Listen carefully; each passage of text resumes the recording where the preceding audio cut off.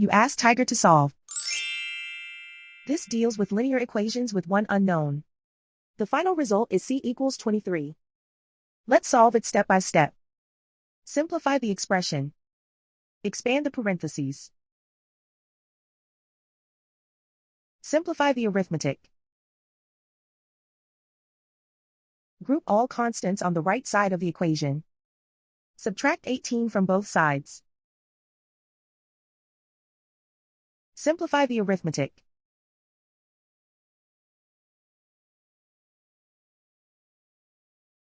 Isolate the c. Divide both sides by 2. Simplify the fraction. Find the greatest common factor of the numerator and denominator.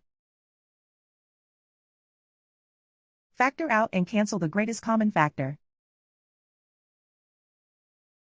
And so the final result is c equals 23.